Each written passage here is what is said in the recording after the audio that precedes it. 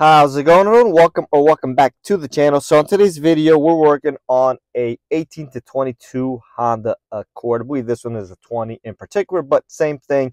The only difference you may see is if you have a non-10 speed automatic. So most trims will have a shift lever right over here. So we do have these push selector here for the transmission, which is exactly what we are changing because there is some damages here to it and some debris and some liquid damage. Now, a lot of people have asked me to make this video on how to change this parking brake switch right over here, which will essentially be the same exact process. So unfortunately, I was not able to get one through this video with a shift selector, which will be most cases. So this one makes it a little bit easier, being that I won't have to disassemble the shift selector itself. So if you have one of these and you're changing out this brake switch, which will be in most cases, instead of using a screw gun like I'll be using here just to make things quicker, you may want to leave it in there and just kind of sneak underneath there with a stubby Phillips screwdriver just to make things a little bit easier without having to take the whole shifter assembly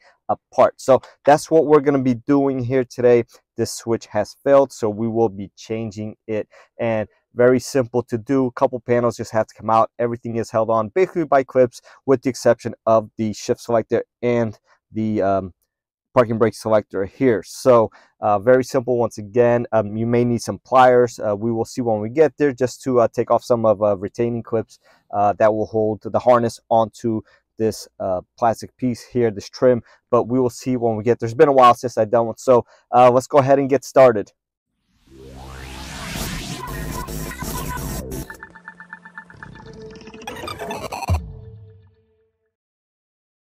All right, so first thing is first, you'll just have to open up the lid over here just like that.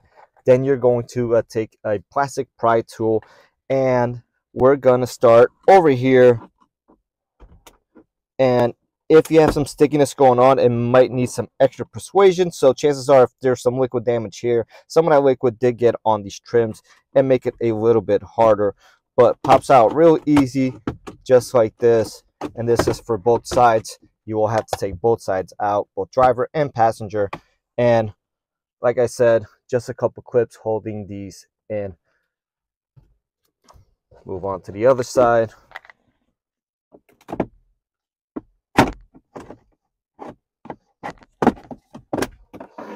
Once again, real easy. Set that aside. And you don't want to use any screwdrivers or anything like that over here, because you don't want to mar this plastic or, indent it or scratch or anything like that. So pops out real easy. Once again, you could go ahead, either take out this piece just like that, which is enough, or pull it out all the way. I'm just going to leave it hanging. I'm going to remove these cables just so they're not in my way. And now we're going to start pulling up on this main panel here. All right, so same thing here. You're going to use your tool or your hands, depending on the stickiness. And just like that, the panel is out. So being that we don't have a CVT trans or manual trans, the panel comes out fairly easy. If you did have one of those transmissions, you'd have a lot less play than this. So that's where the stubby would come into place. So at this point, we see all our connectors here. So we're going to plug them one by one.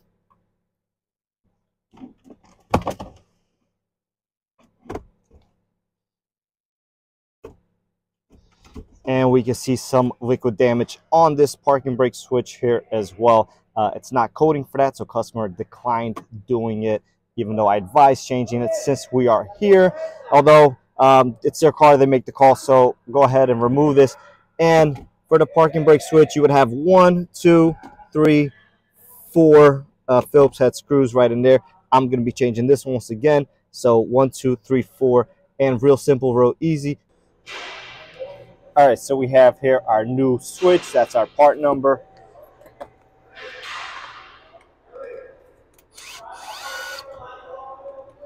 And if you're using power tools, just make sure you're careful with this when tightening them in particular. You don't want to strip or break any of the plastics.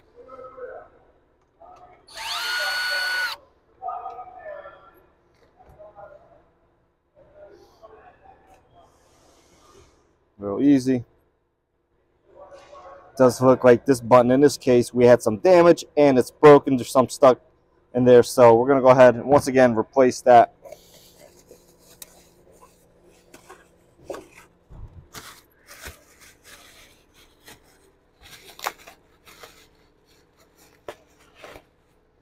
Here we have our brand new button. Everything working way much smoother versus the old one.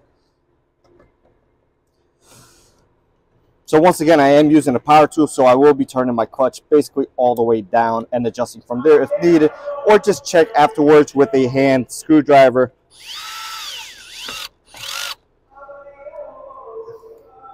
And I can hold this here and it won't do anything since it does have a clutch, and I'm pretty content with that.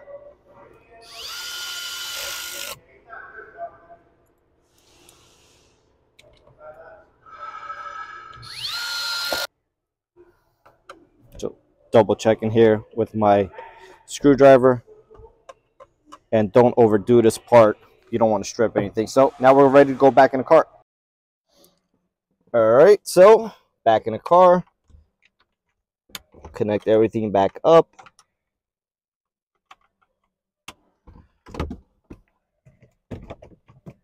These again, just clips holding us in. You kind of have to pivot it in this direction, kind of get everything in place. Sometimes it could be a little bit stubborn. All right, here we are. So everything looks lined up, and just give it a nice push.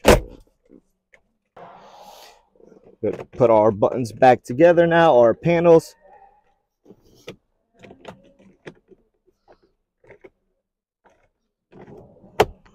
Be gentle with the stuff. Everything is plastic.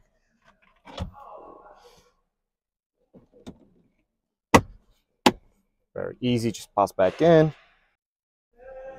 All right, same thing for this side right over here. And last but not least, this panel, and you are all set. So at this point, you know, just confirm, make sure everything fits nice and tight. There's no gaps or anything of that nature.